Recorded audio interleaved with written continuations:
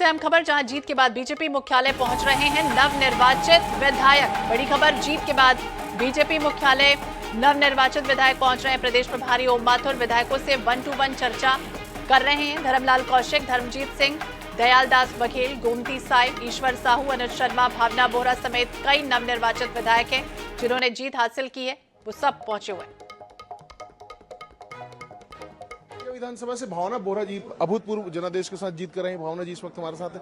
भावना जी, ऐसे कौन से मुद्दे रहे, क्योंकि पंडरिया जो क्षेत्र है वो ग्रामीण क्षेत्र है, ऐसा माना जा रहा था कि धान और किसान मुद्दे हैं, वहां पर आपकी जीत हुई, तो क्या मुद्दे रहे जिसको लेकर जनादेश आपको मिला? देखिए, निश्चित ही न सिर्फ पंडरिया बल्कि छत्तीसगढ़ में किसानों की ही बहुलता है और किसानों के साथ साथ महिलाओं का जो सहयोग है वो भारतीय जनता पार्टी को बहुत ज्यादा मिला है, जो हमें कल देखने को मिला रिजल्ट में। जिस तरीके से 5 साल में जो कांग्रेस के जो घोषणा पत्र जो आई थी पिछले 5 साल में, और जो वादे उन्होंने 36 वादों में से मुझे नहीं लगता कि कोई वादे उन्होंने पूरे किए, तो जनता ने उसका एक बहुत जवाब दिया है, खासकर महिलाओं को लेकर के, स्वसहायता समूह की जो हमारी दीदियां हैं उनको लेकर के, या अन्य सारे विषय थे महिलाओं की सुरक्षाओं को लेकर के। तो महिलाओं ने भी अपना प्रचंड बहुमत भारतीय जनता पार्टी को देकर के कांग्रेस को एक बहुत करारा जवाब दिया। महतारी वंदन योजना या जो अन्य गारंटी आप लोगों ने महिलाओं को लेकर दी थी, उसका कितना असर देखने मिला? बहुत ज्यादा असर हुआ है उसका। निश्चित ही महिलाएं हमेशा से भारतीय जनता पार्टी के सहयोग में रहती है। जब भी कहीं पे अगर वोट परसेंट बढ़ता है तो हमें लगता है कि हाँ, ये भाजपा के इसमें आएगा। महिलाओं ने वोट किया है तो निश्चित ही भाजपा की विजय होगी, और वो चीज दिखा है।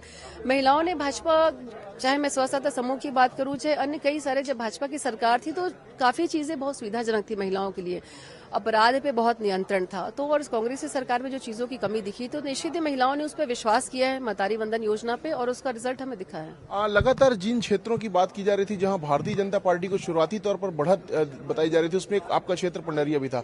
आपने ऐसे कौन से मुद्दे तैयार किए थे, जनता से कौन से ऐसे वादे किए थे जिसको लेकर जनता जनादेश दे रही थी, और ये दिख भी रहा था पहले से? लगातार पिछले 5 सालों में जिस तरीके से पंडरिया की अनदेखी हुई है, जो विधायक वहां की बनी वो सिर्फ कवर्धा की विधायक बनकर रह गई थी, सिर्फ नाम की विधायक थी, न ही उनका क्षेत्र में दौरा था, न ही किसी की सुख दुख की उपस्थित होती थी।